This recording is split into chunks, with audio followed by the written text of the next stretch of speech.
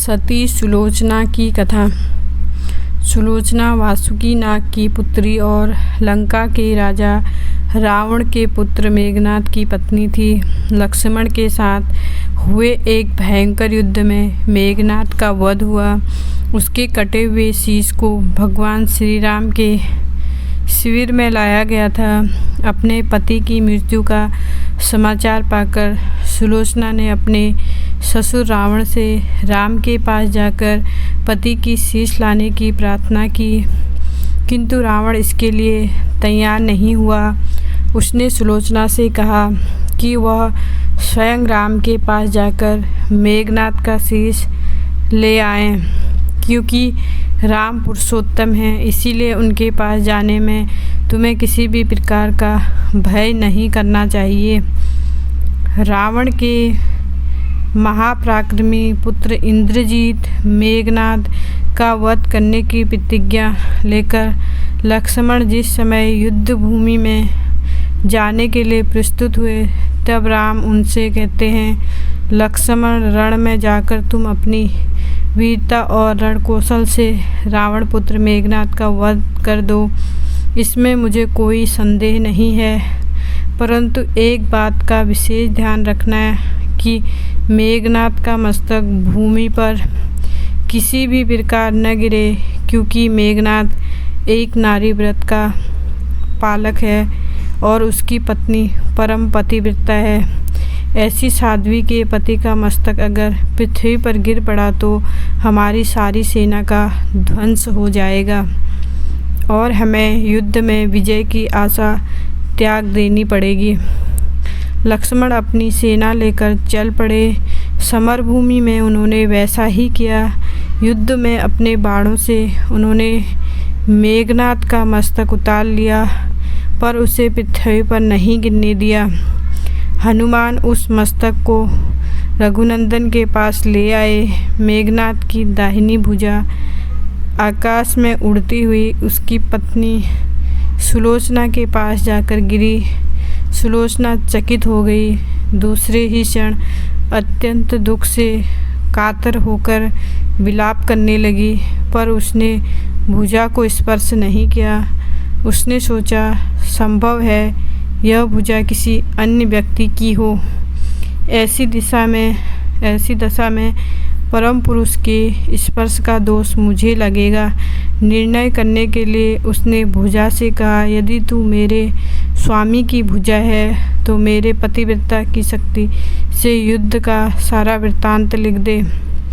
भुजा में दासी ने लेखनी पकड़ा दी। लेखनी ने लिख दिया, प्राण प्रिय, यह भुजा मेरी ही है। युद्ध भूमि में श्री राम के भाई लक्ष्मण से मेरा युद्ध हुआ। लक्ष्मण ने कई वर्षों से पत्नी, अन्न और निद्रा छोड़ रखी है। वे तेजस्वी तथा समस्त देवी के गुणों से संपन्न हैं। संग्राम में उनके साथ मेरी एक नहीं चली। अंत में उन्हीं के बाणों से विद्ध होने से मेरा प्राणांत हो गया।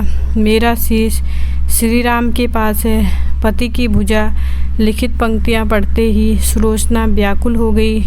पुत्र वधू के विलाप को सुनकर लंकापति रावण ने आकर कहा, शोक न कर पुत्री, प्रातः होते ही सहस्त्रों मस्तक मेरे बाण से कट कट कर पृथ्वी पर लौट जाएंगे। मैं रक्त की नदियां बहा दूंगा। करुण चीत्कार करती हुई सुलोचना बोली, पर इससे मेरा क्या लाभ होगा? पिताजी, सहस्त्रों नहीं करोड़ों शीश भी मेरे स्वामी के शीश के अभाव की पूर्ति नहीं कर सकेंगे। सुलोचना ने निश्चय किया कि मुझे अब सती हो जाना चाहिए, किंतु पति का शव तो रामदल में पड़ा हुआ था, फिर वह कैसे सती होती। जब अपने ससुर रावण से उसने अपना अभिप्राय कहकर अपने पति का शव मंगवाने के लिए कहा, तब रावण ने उत्तर दिया, देवी, तुम स्वयं ही रामदल में जाकर अपने पति का शव प्राप्त करो। जिस समाज में बाल ब्रह्मचारी हनुमान, परम जितेंद्रीय लक्ष्मण तथा एक पत्नी वर्ती भगवान श्री राम विद्यमान हैं, उस समाज में तुम्हें जाने से डरना नहीं चाहिए। मुझे विश्वास है कि इन स्तुत्य महापुरुषों के द्वारा तुम निराश नहीं लौटाई जाओगी। सुलोचना के आने का समाचार सुनते ही श्री राम खड़े हो गए और स्वयं चलकर सुलोचना के पास आए और बोले, देवी, तुम्हारे पति विश्व के अन्यतम योद्धा और पराक्रमी थे। उनमें बहुत से सद्गुण थे, किंतु विधि की लिखी कौन बदल सकता है। आज तुम्हें इस तरह देखकर मेरे मन में पीड़ा हो रही है। सुलोचना की स्तुति करने लगी। श्री राम ने उसे बीच में ही टोकते हुए कहा, देवी, मुझे लज्जित न करो। पतिव्रता की महिमा अपार है, उसकी शक्ति की तुलना नहीं है। मैं जानता हूँ कि तुम परम सती हो। तुम्हारे सतीत्व से तो विश्व भी थर्राता है। अपने स्वयं यहाँ आने का कारण बताओ कि मैं तुम्हारी किस प्रकार सहायता कर सकता हूँ। सुलोचना ने अश्रुपूरित नयनों से प्रभु की ओर देखा और बोली, राघवेंद्र, मैं सती होने के लिए अपने पति का मस्तक लेने के लिए यहाँ पर आई हूँ। श्री राम ने शीघ्र ही सम्मान मेघनाद का शीश मंगवाया और सुलोचना को दे दिया। पति का छिन्न शीश देखते ही सुलोचना का हृदय अत्यधिक द्रवित हो गया। उसकी आंखें बड़े जोरों से बरसने लगी। रोते रोते उसने पास खड़े लक्ष्मण की ओर देखा और कहा, सुमित्रा नंदन, तुम भूलकर भी गर्व मत करना कि मेघनाद का वध मैंने किया है। मेघनाद को धाराशायी करने की शक्ति विश्व में किसी के पास नहीं थी। यह तो दो पतिव्रता नारियों का भाग्य था। अपनी पत्नी भी पतिव्रता है और मैं भी पति चरणों में अनुरक्ति रखने वाली उनकी अनन्य उपासिका हूँ। पर मेरे पतिदेव पतिव्रता नारी का अपहरण करने वाले पिता का अन्न खाते थे और उन्हीं के लिए युद्ध में उतरे थे। इसी से मेरे जीवन धन परलोक सिधारे। सभी योद्धा सुलोचना को राम शिविर में देखकर चकित थे। वे यह नहीं समझ पा रहे थे कि सुलोचना को यह कैसे पता चला कि उसके पति का शीश भगवान राम के पास है। जिज्ञासा शांत करने के लिए सुग्रीव ने पूछ ही लिया कि यह बात उन्हें कैसे ज्ञात हुई कि मेघनाद का शीश श्री राम के शिविर में है। सुलोचना ने स्पष्टता से बता दिया, मेरे पति की भुजा युद्ध भूमि से उड़ती हुई मेरे पास चली गई थी। उसी ने लिखकर मुझे बता दिया।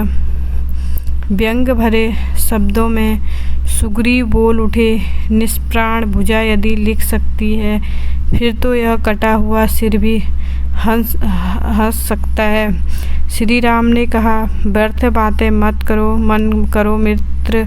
पतिव्रता के महामत्य को तुम नहीं जानते। यदि वह चाहे तो यह कटा हुआ सिर भी हंस सकता है। श्री राम की मुखकृति देखकर सुलोचना उनके भावों को समझ गई। उसने कहा, यदि मैं मन, वचन और कर्म से पति को देवता मानती हूँ तो मेरे पति का यह निर्जीव मस्तक हंस उठे।